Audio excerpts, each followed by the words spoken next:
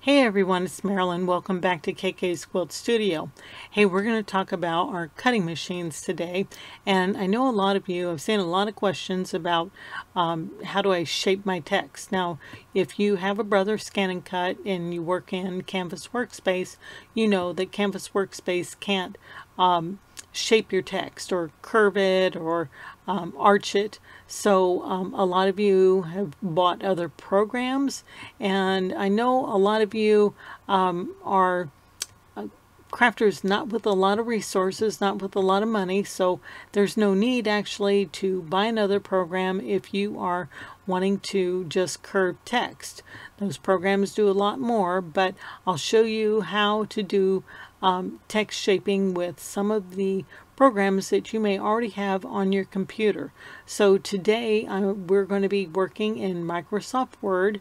Most everybody has that word processing program on their computer, and we're also going to be working with Microsoft Paint, and that is a program that's found under the Windows accessories. If you go to your Windows menu, your Start, where your tiles are if you're in Windows 10, and you will find Paint under the Windows accessories. I'm sure you've already been using it.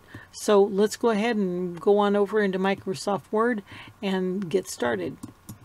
So I know I am in Microsoft 2010. I know it is in the year of our Lord 2019, and I have not updated it. Well, I don't use Microsoft Word to its full potential, and the tools that I have are just dandy. So I'm happy with 2010 until such a time comes that I can't use it anymore. I know how to use it proficiently, so I'm staying with it, but this is going to be very similar if you have a more recent version of Microsoft Word. So just play along with me. First thing we're going to do is use the Insert tab, and I am going to select a text box, and just a simple old plain text box, and then I'm going to type in shape my text.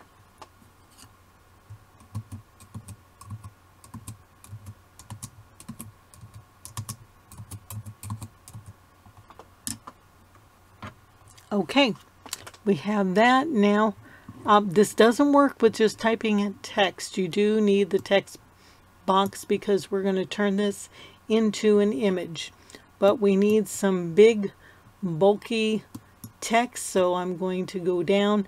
What you may find on your computer may be a little bit different. I'm using a font called Boulder. It's a nice chunky font, and then I'm going to increase the size. I'm going to go to 48, and I'm going to make this text box a little bit bigger.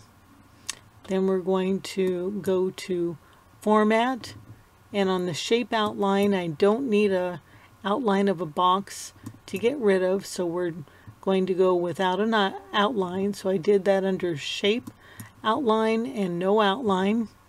And then we are going to go under Word Art Styles, and we're going to click on this drop down menu and go down to Transform. And looky here, look what we found. We've got all these shape tools that will transform your text into a variety of shapes. And if you use the little scroll down bar, you'll find more and more and more. So let's see, the one I picked,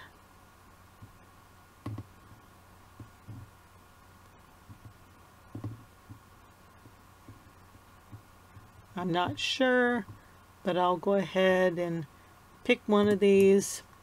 If you find that you don't like that, you can just go back, go down to Transform, and select a new one. So there, I think that was similar to what I had. Okay, with that box still selected, we're going to go back to Home, and we are going to go to the Copy key. Just something as simple as that. We're going to copy that text box. So click on that, and then we are going to open up Microsoft Paint. Okay, we are in Paint, and that is those letters, that word art is on our clipboard on a computer. Even though we went from one program to another, all we have to do is click paste, click that little clipboard, and there is your text, and it's all shaped out for us. Now I'm going to save as, and I'm going to save this as a ping file because it has no background, and you'll see that I already have saved this one here. So you will title yours whatever it is, save it somewhere. I'm saving this to my desktop. Since I've saved, I'll just click cancel. Alright, follow me on over here. We're in Brothers Canvas Workspace, and I have selected the offline version, and go here to our image tracing tool. We're going to bring that image in from my desktop. There's Shape My Text, and open that up, and you'll see that I didn't get the inside of my P, my A, my E. I do want to get that, and you'll see that when we go over here, it is only tracing the outer edge. So we want to trace all the areas, and that gets the inside shape of our text. So go ahead and click OK. There is our text. Now you'll see that we have a group. So we want first off to go into layer to ungroup these. You'll see where we are. Here is the layer icon. We're going to go here, and we want to ungroup, or Ctrl Shift G. So now we can pull that shape of our letters away. This is our image. So if we scroll down, we don't need that image anymore, and it is locked, so we can't grab it right now. So you want to toggle that lock key off and either hit the delete key or Ctrl X or the cut tool. Okay, so now we have all these pieces, and I want to group them back together. You'll see that they're all individual shapes. So we need to go to layer and group, Ctrl G, and now that becomes one piece of text, and I can send that to my machine. So you'll just go File and Export, whether you need to save it on a thumb drive in your computer, or if you can transfer the FCM file via the internet. So that's all it is, just a few clicks, and you have a shaped text. So here I took it over to my machine and cut it out on my cardstock.